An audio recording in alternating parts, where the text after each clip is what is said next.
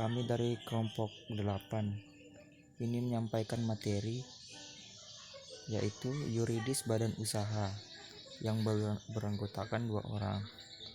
Yang pertama, saya sendiri Ramli, NPM 1740 1010 34, dan Dandi Ramadan, NPM 1740 1010 55. Langsung saja kita masuk ke materinya. Pertama kita akan membahas itu badan usaha. Apa itu badan usaha? Badan usaha adalah kesatuan yuridis hukum, teknis, dan ekonomis yang bertujuan mencari laba atau keuntungan. Disebut hukum karena kesatuan yuridis badan usahanya umumnya berbadan hukum atau berkaitan dengan hukum. Badan usaha seringkali disamakan dengan perusahaan, padahal pada kenyataannya berbeda. Badan usaha adalah lembaga, sementara perusahaan adalah tempat di mana badan usaha mengolah faktor-faktor produksi. Selanjutnya kita akan melanjutkan slide ketiga, yaitu bentuk yuridis perusahaan.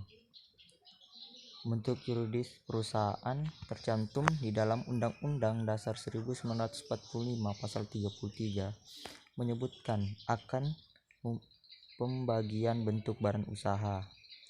Badan usaha yang dikenal di Indonesia ada 3, yaitu badan usaha milik negara, BUMN, koperasi, dan badan usaha milik swasta, BUMS. Dalam pasal tersebut tertuang adanya konsep demokrasi ekonomi, yaitu adanya kebebasan perusahaan bagi seluruh warga negaranya dengan batas-batas tertentu. Masuk ke slide keempat. Slide keempat yaitu batas-batas dalam menjalankan bisnis meliputi 2 macam jenis usaha, di mana terhadap kedua jenis usaha ini pihak swasta dibatasi gerak usahanya. Kedua jenis usaha itu adalah: 1. Jenis-jenis usaha yang vital, yaitu usaha-usaha yang memiliki peranan yang sangat penting bagi perekonomian negara, misalnya minyak, gas, baja hasil tambang, dan lain-lain. 2. Jenis-jenis usaha yang menguasai hajat hidup orang banyak, misalnya air minum, perlistrikan, kereta api, telekomunikasi, dan lain-lain. Lanjut ke slide 5. Kita akan masuk ke slide 5, yaitu badan usaha milik negara atau BUMN. Badan usaha milik negara adalah badan usaha yang sebagian atau seluruh kepemilikannya dimiliki oleh negara Republik Indonesia. Badan usaha milik negara terdiri dari 3 jenis, yaitu perusahaan perseroan, perusahaan jawata, dan perusahaan umum. Lanjut slide 6. Ini kita akan membahas tentang perusahaan perseroan atau persero. Perusahaan persero adalah BUMN yang berbentuk perseroan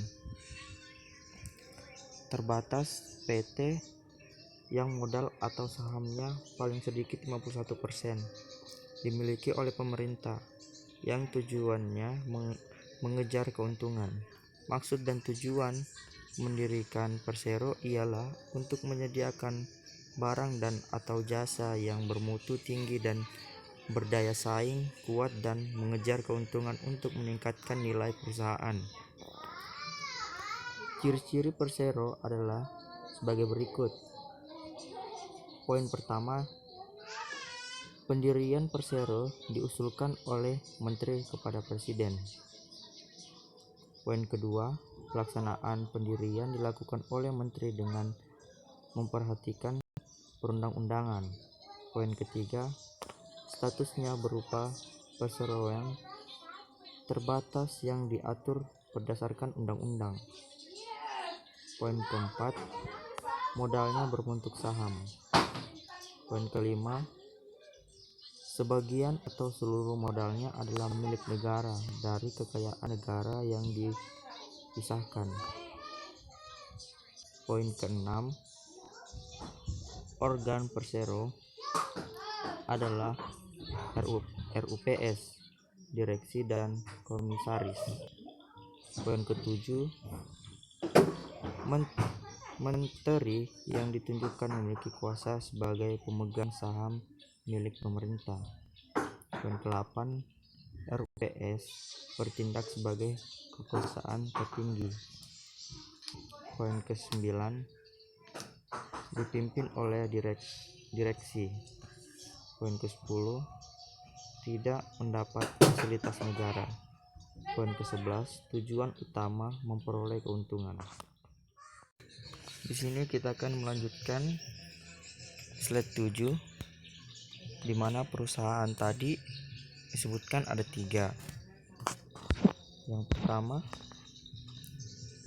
perusahaan perseroan, perusahaan jawata, dan perusahaan umum. Ini dia, perusahaan perseroan, perusahaan jawata, dan perusahaan umum atau perum.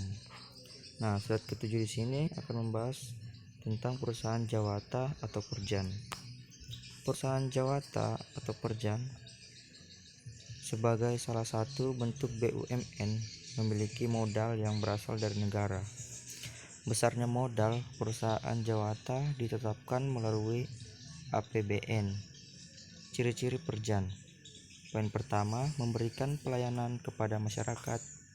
Poin kedua, merupakan bagian dari suatu departemen pemerintah.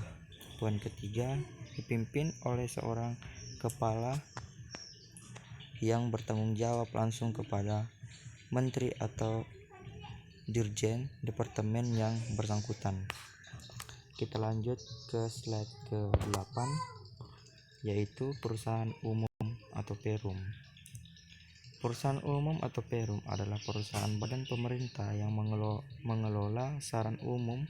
Contoh dari perum yaitu Perum Penggadaian, Perum Jasa Tirta, Perum Damri, dan Perum Antara. Materi berikutnya akan dilanjutkan oleh saudara saya, yaitu Dandi Ramadan. Assalamualaikum warahmatullahi wabarakatuh. Di sini saya akan melanjutkan materi kami, yaitu badan usaha milik daerah. Badan usaha milik daerah ini memiliki ciri-ciri sebagai berikut. Yang pertama, pemerintah memegang hak atas segala kekayaan atau pemegang saham. Yang kedua, pengawasan dilakukan alat pelengkap negara yang berwenang. Yang ketiga, melayani kepentingan umum selain mencari keuntungan. Yang keempat, sebagai stabilisator perekonomian dalam rangka mensejahterakan rakyat. Yang kelima, sebagai sumber pemasukan negara.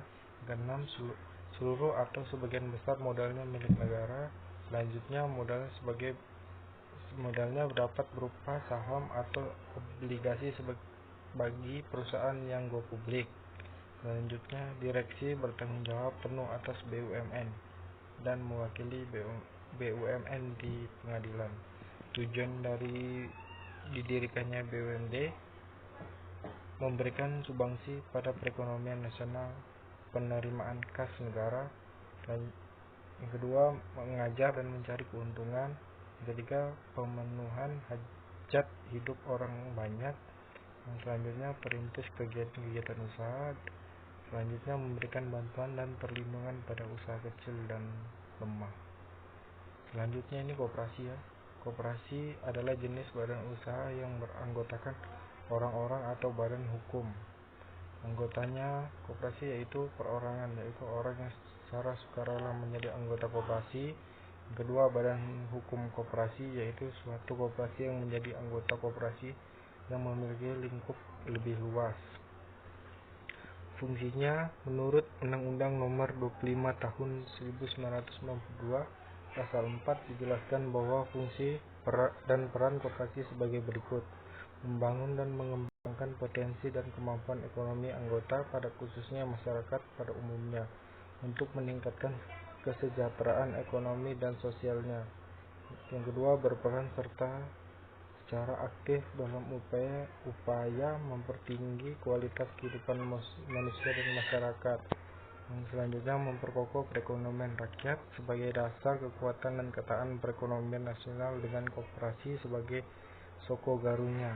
Selanjutnya, berusaha untuk mewujudkan dan mengembangkan perekonomian nasional yang merupakan usaha bersama berdasarkan atas asas kekeluargaan dan demokrasi ekonomi. Selanjutnya ini jenis-jenis koperasi. Jenis-jenis koperasi ini koperasi simpan pinjam, koperasi yang bergerak di bidang simpan dan pinjam. Koperasi konsumen adalah koperasi beranggotakan para konsumen yang menjalankan kegiatan jual beli menjual barang konsumsi. Selanjutnya, koperasi produsen adalah koperasi beranggotakan para pengusaha kecil menengah UKM dengan menjalankan kegiatan pengadaan bahan baku dan penolong untuk anggotanya. Selanjutnya, koperasi pemasaran adalah koperasi yang menjalankan kegiatan penjualan produk dan jasa koperasinya atau anggotanya. Koperasi jasa adalah koperasi yang bergerak di bidang usaha jasa lainnya. Sumber modal koperasi ini, simpanan koperasi adalah sejumlah uang yang wajib dibayar oleh anggota kepada koperasi, dibayar oleh anggota kepada koperasi pada saat masuk menjadi anggota. Yang kedua, simpanan wajib adalah jumlah simpanan tertentu yang harus dalam waktu kesempatan tertentu, misalnya tiap bulan dengan jumlah simpanan yang sama untuk setiap bulannya. Yang ketiga, simpanan khusus lain-lain, misalnya simpanan sukarela, simpanan yang dapat diambil kapan saja, simpanan kurban dan deposit berjangka. Yang keempat, dana cadangan adalah sejumlah uang yang diperoleh dari penyisian sisa hasil usaha. Kelima, hibah adalah sejumlah uang atau barang modal yang dapat dinilai dengan cara yang diterima dari pihak lain yang bersifat hibah atau pemberian yang tidak mengikat. Selanjutnya, badan usaha milik swasta. Badan usaha milik swasta adalah badan usaha yang pemilikan sepenuhnya di tangan individu atau swasta. Badan usaha ini ditunjukkan untuk mencari keuntungan, namun ada juga perusahaan swasta yang tidak mencari keuntungan, tapi lebih ke motif sosial seperti rumah sakit, sekolah, akademik, universitas, panti asuhan, dan lain-lain. Perusahaan perseorangan merupakan badan usaha yang kepemilikan dan pengelolaannya ditangani oleh satu orang. Dalam sisi pengelolaannya, pengusaha memperoleh semua keuntungan perusahaan, namun juga menanggung semua risiko yang timbul dalam kegiatan perusahaan. Kebaikan perusahaan perseorangan. Yang pertama, mudah dibentuk dan dibubarkan. Untuk mendirikan perusahaan perseorangan tidak perlu perizinan yang rumit, hanya dituntut untuk izin, gangguan HO atau Hider Organize, dan izin usaha. Yang kedua, penguasaan sepenuhnya terhadap keuntungan yang diperoleh. Yang ketiga, kebanggaan dan kepuasan dapat memimpin perusahaan sendiri. Yang keempat, pengelolaan perusahaan sederhana. Selanjutnya, perseroan terbatas. Perseroan terbatas atau PT adalah badan hukum yang didirikan berdasarkan perjanjian untuk menjalankan usaha yang modalnya terdiri dari saham-saham yang pemiliknya memiliki bagian sebanyak saham yang dimiliki. Kekayaan perusahaan terpisah dari kekayaan pribadi pemilik perusahaan sehingga memiliki harta kekayaan sendiri. Pemilik saham akan memperoleh bagian keuntungan yang disebut dividen. Selain berasal dari saham, modal PT dapat pula berasal dari obligasi. Keuntungan yang diperoleh para pemilik obligasi adalah mereka mendapatkan bunga tetap tanpa menghiraukan untung atau ruginya perseroan terbatas tersebut. Selanjutnya, yayasan adalah organisasi non-profit, yaitu organisasi yang berbentuk korporasi untuk memberikan pelayanan kepada masyarakat.